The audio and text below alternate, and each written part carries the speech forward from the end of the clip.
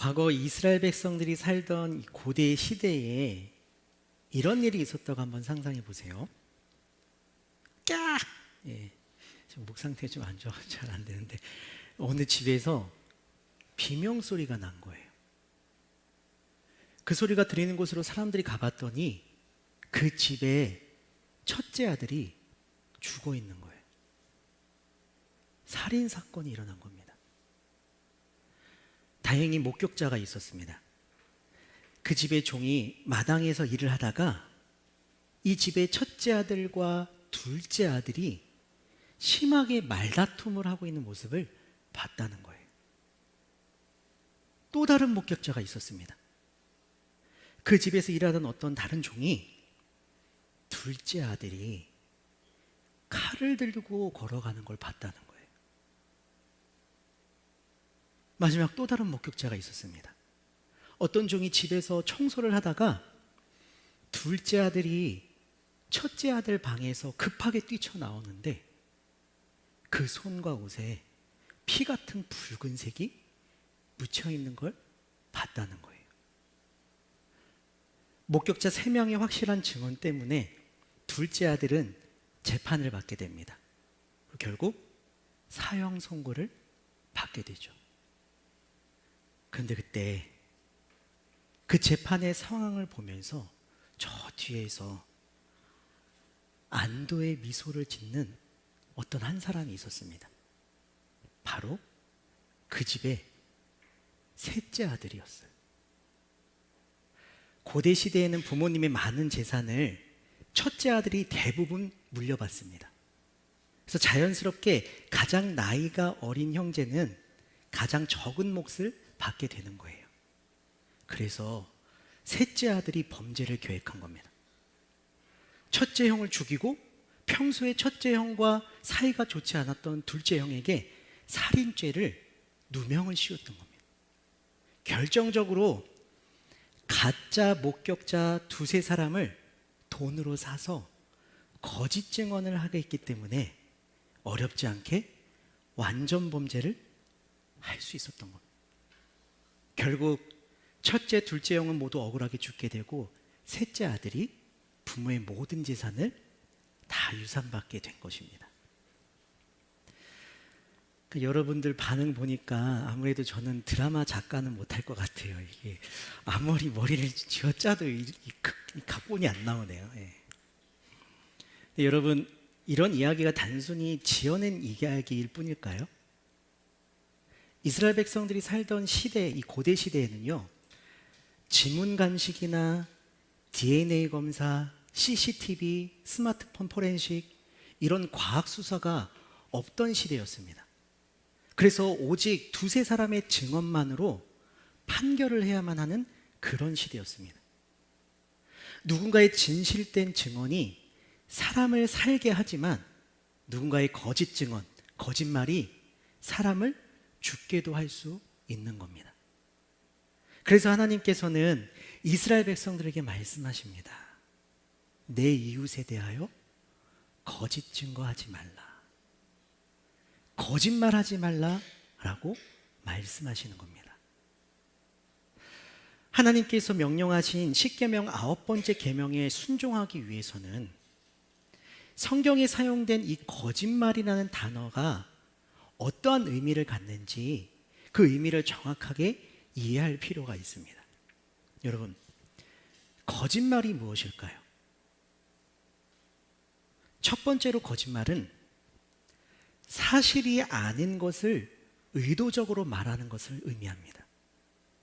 다시 말해서 사실이 아니라는 것을 알면서도 이익을 얻거나 책임을 피하려고 고의로 거짓을 말하는 것을 의미하는 겁니다. 예를 들어서 앞에 제가 소개했던 저의 훌륭한 드라마 각본에서 부모의 재산을 모두 차지하기 위해서 돈으로 사람을 사서 거짓 증언을 하게 했던 이 이야기도 이에 해당하는 겁니다. 그런데 이런 심각한 범죄가 아니더라도 사소하지만 우리의 일상생활에서도 발생하는 거짓말이 있습니다. 직장에서 네, 과장님, 보고서 거의 다 끝났습니다 라고 말하지만 사실은 시작도 안 한 직원. 엄마가 아들, 딸 숙제 다 했어? 라고 물으시면 하나도 안 했는데 혼날까봐 거의 다 했어, 다 해가 라고 말하는 거. 여보, 이제 곧 집에 가, 이제 거의 다 왔어 라고 하지만 1차 회식 끝나고 2차 회식으로 가고 있는 남편. 본인이 2차, 3차까지 가자고 했는데 집에 와서는 아니 집에 가려고 했는데 일찍 가려고 했는데 부장님이 자꾸 잡아가지고 어쩔 수 없이 늦었지. 모두 거짓말에 해당하는 겁니다. 둘째로 성경이 말하는 거짓말은 사실을 모르고 하는 말을 의미합니다. 다시 말해서 정확한 내용도 알지 못하면서 확인도 해보지 않고 마치 사실처럼 말하는 것을 의미합니다. 내가 누구한테 들었는데 세상에 쟤 바람났대. 야 3학년 7반에 걔 있잖아. 걔 누구누구 좋아한대. 근데 고백했다가 바로 차였대. 그 유명한 사람 알아요? 그 사람 TV에서 진짜 너무나 착하고 너무나 선해 보이는데 뒤로는 갑질을 얼마나 하는지 사람들 괴롭힌대요. 그 가수 미국에서 유명한 대학 나왔다고 하는데 사실 그거 가짜래요. 하위 위조한 거래요. 모두 10계명 9번째 계명의 거짓말인 겁니다. 세 번째로 성경이 말하는 거짓말은 사실은 알지만 진실을 모르고 하는 말도 거짓말이라고 합니다. 다시 말해서 맥락과 의도 전체의 진실을 모르고 부분적인 사실을 마치 조각으로 맞추듯이 내 스스로 해석하거나 왜곡해서 전하는 말들, 이 모든 것들이 거짓말이라는 겁니다. 옆집에 이사 온 엄마 있잖아. 좀 이상한 것 같아. 아니 내가 길에서 보면은 인사도 잘 안 받고 인사도 잘 안 하고 맨날 볼 때마다 날 보고 인상을 쓰고 성격 별로인 것 같아. 이상한 사람이 또 이사 온 것 같아. 근데 사실 최근까지 항암 치료를 끝내고 이제 회복하면서 이사를 오신 거예요. 하루하루 너무 힘들어가지고 인상 쓰고 계셨던 건데 그렇게 내가 본 사실만 조각조각 모아서 왜곡시키는 거짓말이라는 거. 그 들었어? 요즘에 김권사님, 저희 교회 김권사님 안 계시죠? 네, 다행입니다. 김권사님 요즘 주일 예배 안 온대. 기도회도 안 와. 재정부에 있는 내 남편한테 들었는데 요즘 헌금도 안 낸대. 그렇게 믿음 좋은 척 다 하더니만 믿음이 약해졌어. 신앙생활 그렇게 하면 안 되는데. 교회를 옮기려나? 알고 봤더니 남편 사업이 완전히 부도가 난 거예요. 그 빚 갚느라 일주일 내내 아침부터 저녁까지 일을 하고 계셨던 거예요. 여러분, 제가 사역했던 교회에서 제가 새가족부를 맡았었어요. 어느 주일에 예배를 마치고 이제 새가족 교육을 하려고 하는데 그날 이제 많은 분들 중에 당일 그 주에 처음 교회를 오신 새가족이 계셨어요. 그래서 교육을 하고 있는데 교육 시간에 계속 이분이 다른 곳만 보는 거예요. 제가 이렇게 뚫어져라 이렇게 쳐다봤더니 눈도 안 마주쳐요. 느낌이 좀 이상하더라고요. 제가 열심히 예수님 복음 믿음 교육을 하고 있는데 그 내용에는 아무런 반응을 안 하시다가 여러분 신천지 이단입니다. 이만희 재림예수 아닙니다. 사기꾼입니다. 이 말 할 때 갑자기 인상을 쓰시는 거예요. 아무래도 저분 신천지인 것 같아요.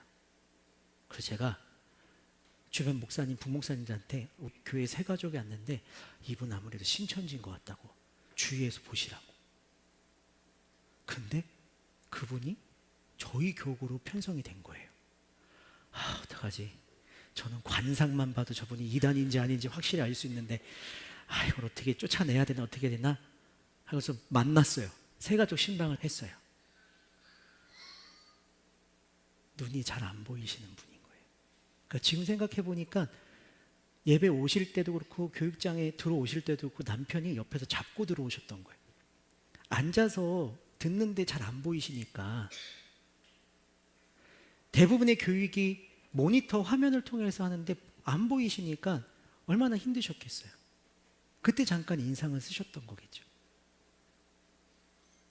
저 때문에 그분이 교회 오자마자 신천지로 오해받게 된 거예요.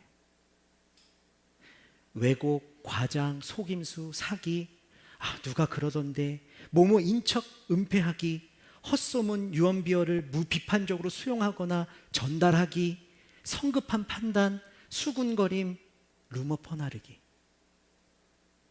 개인적으로 직장에서 학교에서 교회에서 일상생활에서 사소하게 또는 심각하게 사실 아닌 것을 의도적으로, 사실을 모르면서 사실인 것처럼, 사실은 알지만 진실은 모르고 이와 같이 거짓말을 우리는 해왔고 하고 있고 할 수 있다는 것입니다.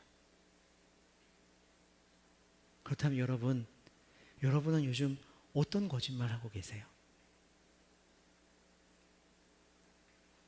사랑하는 성도 여러분, 거짓말은 단순한 정보의 오류가 아닙니다.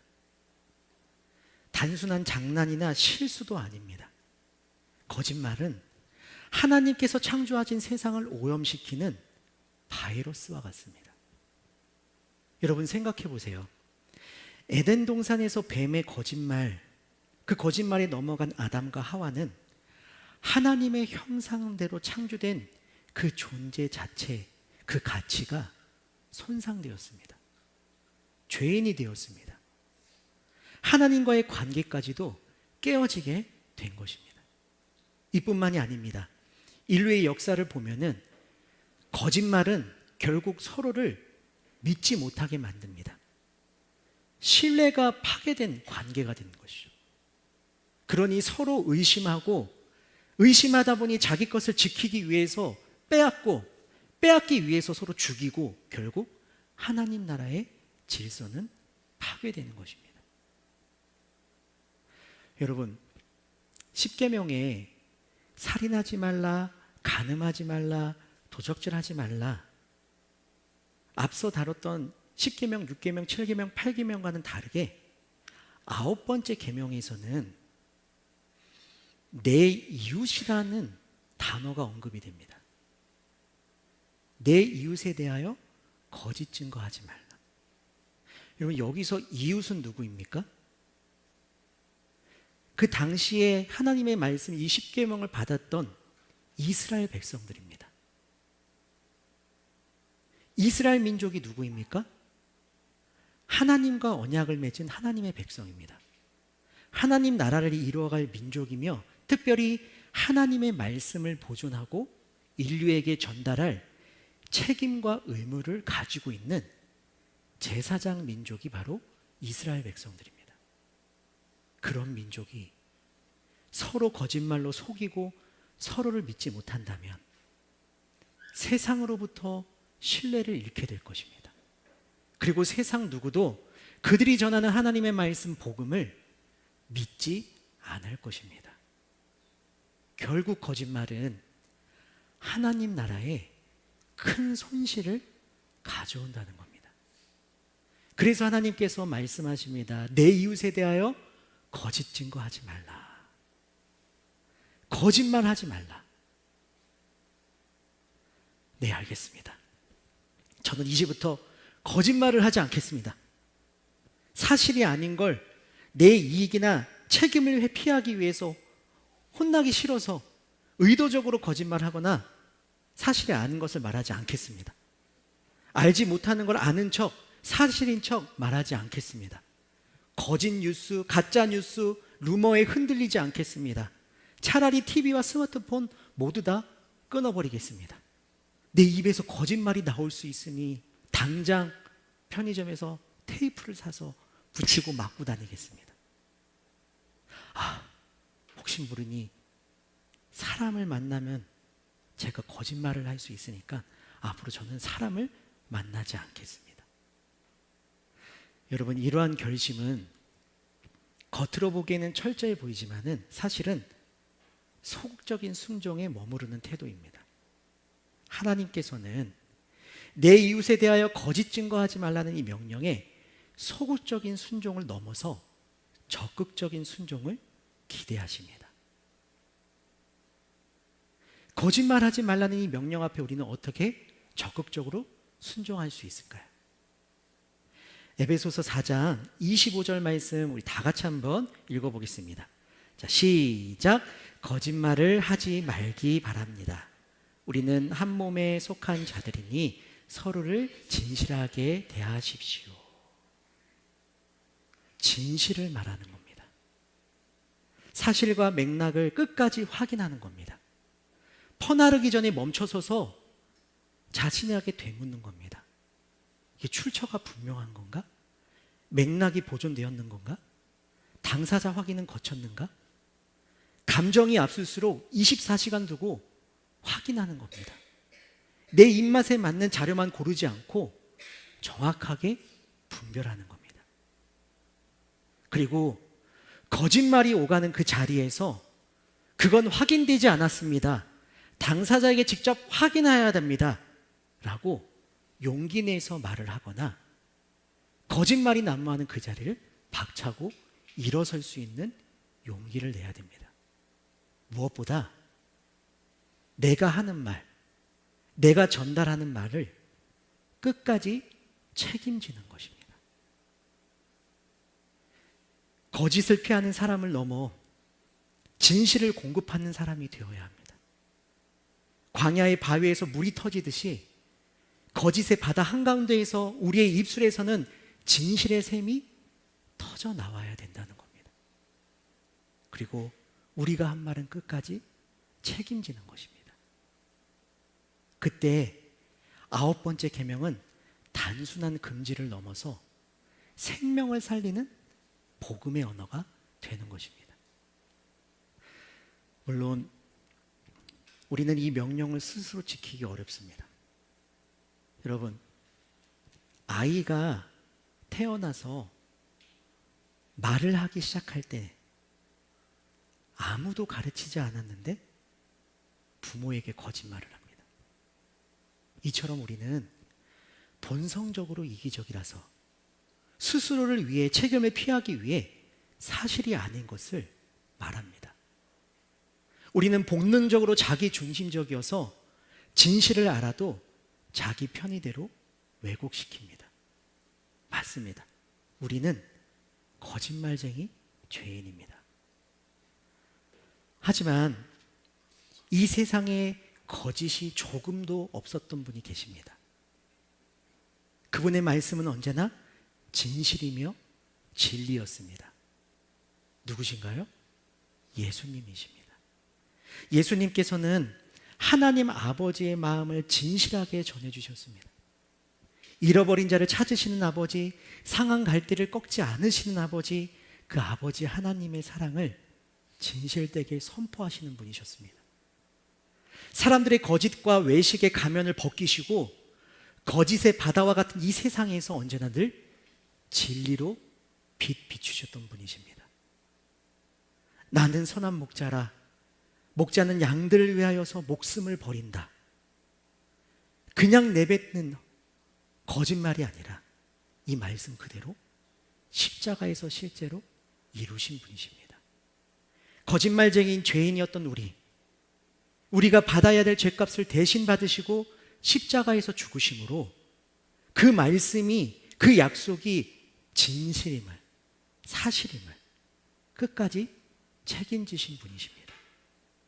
세상 끝날까지 너희와 항상 함께 하신다 약속하신 그 말씀대로 우리와 가장 가까이에서 함께 하십니다. 영원히 함께 하십니다. 성령 하나님께서는 우리 안에 거하시며 거짓의 바다 같은 이 세상에서 우리가 진리를 말할 수 있도록 분별할 수 있도록 그 말에 끝까지 책임질 수 있도록 힘을 주십니다. 그리고 거짓 앞에서 두려움으로 침묵하던 우리의 입술에 용기를 주시고 거짓과 과장, 왜곡으로 굳어져 있던 우리의 입을 절제와 사랑으로 채워주십니다. 우리가 그 주님을 의지할 때 내 이웃에 대하여 거짓 증거하지 말라는 그 말씀 앞에서 우리는 내 주님, 진실을 말하고 진리를 전하겠습니다. 그 말에 책임을 다하겠습니다. 그렇게 적극적으로 순종할 수 있는 우리 모두가 되길 간절히 소망합니다. 그래서 그 진실의 말로 우리가 살아가고 있는 모든 삶의 현장에 하나님의 나라를 온전히 이루어갈 수 있는 저와 여러분이 되시기를 주님의 이름으로 축복합니다.